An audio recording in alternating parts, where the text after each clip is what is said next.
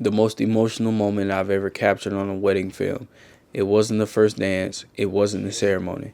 It was 2 weeks before the wedding, sitting across from a couple in their living room when one of them tried to describe what their partner means to them and couldn't finish the sentence. That moment, that's what a wedding film is supposed to feel like. And today I'm going to show you exactly how I create these moments, intentionally, before the wedding day even happens. In this video, I'm going to break down my full pre-wedding interview process with two Canon R6 Mark IIs, a lighting setup, and the audio setup. I'll walk you through 3 real lighting setups across 3 real couples. And I'll probably share some of the questions that I asked.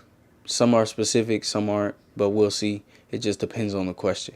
Whether you just started shooting weddings or whether you've been doing this for years, there's something in here for everybody, if I'm being honest. And a lot of people, even myself, can take away from this. Before we talk about gear, lighting, or audio, let's talk about why this process exists in the first place. Is honestly because a lot of people just skip this part, and some people don't even know about it. Some people show up, they shoot beautiful moments, they get a lot of B-roll, they get a lot of A-roll, they add music, and then they send the highlight video, and then that's basically it, unless you JP. And if you don't know who JP is, you just support a media and you're doing reality style videos. When you sit a couple down a week or two before their wedding and ask them the right questions, alone, without their partner in the room, something shifts. They slow down, they stop thinking about centerpieces and seating charts. And for the first time, sometimes in months, they actually think about the person they're marrying. What comes out of these conversations become the spine of their entire wedding film. Not background music, not pretty shots of flowers, real voices, real emotions, real story. Here's something that I've noticed after doing this with couple after couple. Sometimes they just have never said these things out loud before. But you know what? That's alright, because it's real, it's raw, and it captures the emotion in that immediate sense, if that makes sense. And sometimes they just never said it. And now they gotta feel it. And now they have to be, it's not like they have to be on guard, but at the same time, it's like, oh snap, why you couldn't give me this beforehand? Now all of a sudden they got it for real, and now they get to express how they really feel and say something without being judged. Some couples drink wine, they take shots. Some couples do like cut water or whatever the case may be, you know what I'm saying? But like just to help them lighten up, or we crack jokes beforehand to make them feel comfortable before they get on camera. Basically, my job is to create the space for that to happen. And Lola there with me, and hell, sometimes I have to turn around and look at her, because, some of them questions, bro, like, they just be hidden. If you're just getting started out, one honest interview, even with a single camera and window light, will transform your work more than any new lens could buy. If you're an intermediate level, start thinking of the interview audio as the architecture. Build everything else around what they say. If you're advanced, your job isn't to ask questions anymore. It's to engineer conditions where the truth comes out naturally. We'll talk about what that looks like.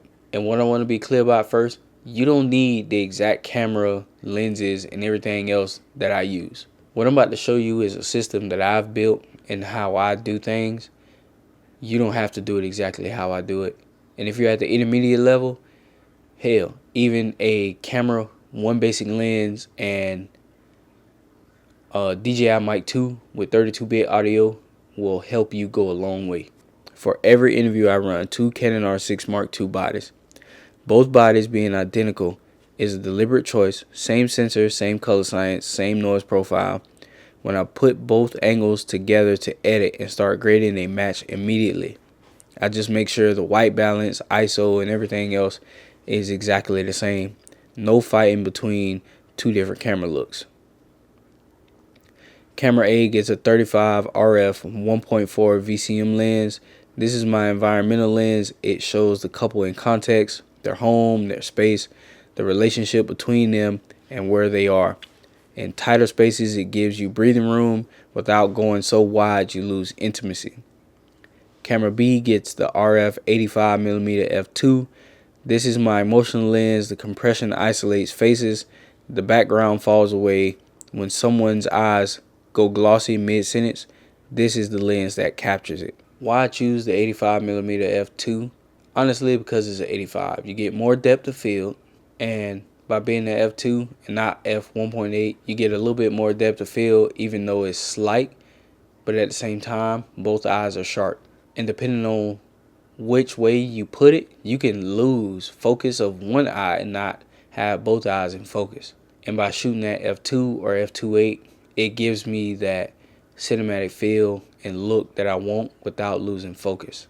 For audio, I use the Sennheiser MKE 600 as a boom mic mounted overhead and kept just outside the frame. And I want to be direct about this: audio is not secondary in interview work. Audio is the product. Everything else is packaging. You can screen an imperfect image with excellent sound and people will still cry. If you choose between your second light or a quality boom mic, get the mic first every time. Every interview is different, if I'm being honest, because every situation you walk into is going to be different. Every room is different. Every house is different, whether it's facing north, south, east, or west. And what the light shouldn't fight the environment. Let me show you how I lit 3 completely different scenarios. Scott and Alex were filmed in their home, bright walls, neutral tones, and both of them have fair, light, reflective skin. That combination is actually a challenge because uncontrolled light in a bright space bounces everywhere. Walls become secondary light sources. Skin blows out. My key light was a GVM 300 AIO through a 48-inch octabox from Glowies, but the critical details is the grid. That grid controls spill. Without it, that big source floods the room and I lose contrast. With it, the light goes where I want it and it stops and where I want it to stop. The second softbox on the field side adds subtle shaping, enough to avoid flat lighting, not so much that it feels dramatic. Beginners, in a bright room, the fix is almost always less light, not more. Pull your key back. Use a grid if you have one. If you don't, flag the spill with a piece of black foam board. Intermediate, when shooting fair-skinned subjects, expose to protect the highlights, underexpose a third of a stop and lift the shadows in grade. You can recover shadows, you cannot recover blown out highlights on the skin. Advanced, notice the blue chairs. That color choice grounds them visually against a neutral background. I didn't bring the chairs, but I chose to place them there specifically. Environmental art direction costs you nothing. Heather and Liz had a completely different space. Darker walls, more visual texture. A room with warmth already built into it. Here I made the choice. Instead of direct light through a modifier, I took the GVM 300B and pointed straight at the ceiling. One light bounced into the ceiling. That's the entire setup. What you get is a massive soft source that wraps around both faces, creates natural feeling light with beautiful roll-off, and crucially, preserves the warmth and intimacy of the room itself. Sometimes the least cinematic looking setup produces the most cinematic emotional result because it doesn't look like a production, it looks like life. Beginners, ceiling bounce is the most forgiving technique available to you. If the ceiling is white or off-white and under 10 feet, this works almost every time. Learn it early. Intermediate, darker rooms give you more control. Less ambient bounce means you can push the light harder without spill becoming a problem. Use that. Advanced, match the emotional temperature of the space. A warm, intimate home should feel warm and intimate on screen. If your lighting makes it look like a corporate headshot session, you've taken something away from the couple. Kelvin and Kayla were filmed at a kava bar, and at the kava bar had almost no room to work, no space for large modifiers, no room to place lights at a distance. So I took 2 GVM 300Bs and pointed them directly at the ceiling. No modifiers, dual ceiling bounce, creating even ambient light across the entire space. And I want you to notice the cups in their hands. It makes them feel more relaxed because they have something in their hands because they're not paying attention to the camera. So that means there's no stiffness, and that means also that they so into it that they even forgot the camera was there, and it makes it more natural. Beginners, when space is tight, point your lights up. 2 small lights bounced into a ceiling creates even more natural coverage than fighting a small room with a large modifier. Intermediate, embrace the environment instead of lighting it. The kava bar's warmth, its textures, the low ceiling, it's part of Kayla and Kelvin's story. Don't strip it out with artificial production lighting. Advanced. Think about props, objects, interaction, letters, photos, drinks. Give your subject something real to engage with, and your hands are free to focus on framing what's authentic. Before I share some of the questions, I want to let you guys know like what goes on 15, 20, 30 minutes before we actually like start shooting anything. When I get there, I show up, we meet at the same time, we talk, I set up, they watch us set up, and we just talk, man. Like, for real, we just talk. You know, like it helps them get comfortable, no agenda. It don't make it feel like it's salesy. You know what I'm saying? Like it helps them get more comfortable. The other thing I do differently, I ask each person their questions separately. Sometimes I ask while their partner is in the room, but most of the time I ask while they're out the room. This removes the performance instinct. When someone's partner is watching them answer, there's a filter. They want to say the right thing, they want to look good, and they hold back. Alone with just me and Lola and the camera, the filter drops. Sometimes they cry, sometimes they laugh in a way they'd be embarrassed about in front of their partner. And sometimes the single best way that can happen is when they say something without their partner knowing that it was said. The parallel is the emotional climax of the film. Initially what I do is I ask each person 5 questions. I ask either 4 questions in front of the other person, or I ask the other person to leave and they just answer the question. You know, like sometimes if they there, it helps create that sense of like, oh, nah, you got this wrong. You know, this is the actual day, this is the actual time. But at the same time, it's like, it's real, it's raw, and it's their story. And then that one question, that final 5th question, oh, the other person definitely can't be in the room because they turn around, now they gotta say something that the other person can't hear until the wedding day, and then I play it on an iPad for them, and then they get to hear it for the first time.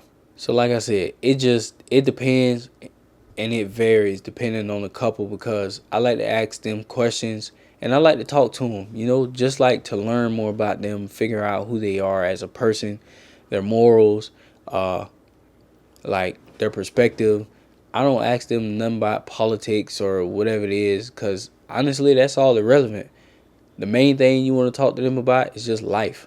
And to them, that other person is their entire life. Before I wrap up, I want to talk about a few things that don't fit into this category. Tip number 1, bruh, it's not an interrogation. Don't rapid fire your questions. Just like ask one question, give them time to answer. And if you gonna laugh, like you gotta hold it in, but don't laugh too hard, because the audio, you might get picked up on the audio. If I'm being honest, it done happened to me a couple times. But like at the same time, like just take your time, let them answer naturally. Don't rush them, don't force them. Do it on a day where you really don't have much going on. You know what I'm saying? Tip number 2, soft light beats complex lighting. You ain't gotta do too much, bro. Like don't overdo it. Don't think you need to have this light, that light, that light. You don't, nah, bro. Just one light and a window light, like right here or over here, right there. You know what I'm saying? Like you don't need all that complicated stuff. Matter of fact, it's probably something playing over this, and you can tell the difference between a window being right there and them being in their house at the same time. But if you can't tell, you need to learn lighting. If I'm being honest, prioritize audio over any second or third light. Audio is going to make the entire film. It's going to make it what it is, and it's going to make the video basically be what they trying to feel. You know? I say all that to say this. Lighting matters, audio matters, but guess what? If the couple don't feel something after watching this, then honestly, none of it matters, because they might not go with you after the fact. They might choose somebody else because you made it awkward, you made it weird, or you didn't make them feel some type of way. And they might be like, well, you know what, we'll still go with you just in case because your videos don't match this, you know? So it's like 50-50, I guess. For me, pre-wedding interviews are how I make sure that, like, look, y'all comfortable with me, I'm comfortable with y'all, because, like, we get to know each other. You don't get to know your couple. Like, some people, they just book the couple, they talk to them, they take their money, and then they go about their business. Nah, man, like, we spend time with them, we talk to them, we go into their home, and, like, we we just have a blast. Like, we talk about life. We hang out sometimes after the fact. Like, some people have just become family. And, you know, that's normal. If this helps you, let me know. Honestly. Like, nah, I'm for real. Drop a comment below. Leave a like. Subscribe. All that other stuff. And if it's anything you want me to go deeper in, talk about it in the comments, you know? Like, you want me to talk about the editing process? You want me to talk about how I color grade it? You want me to talk about how I process audio? Like, for real, let me know. With that being said, y'all, I'm going to go ahead and get a bot. Don't forget to leave a like, subscribe, comment, hit that notification bell. And if I'm being real, bro, just do you. Don't let nobody tell you how you should film something. Yeah, they can help you get better, but do it in the way that you know how, the way that you're comfortable with. You don't necessarily have to conform to somebody else's way of how they shoot. Yeah, you can watch somebody, be inspired by them, but still be your own individual at the end of the day. You know? That's all. All right. Peace.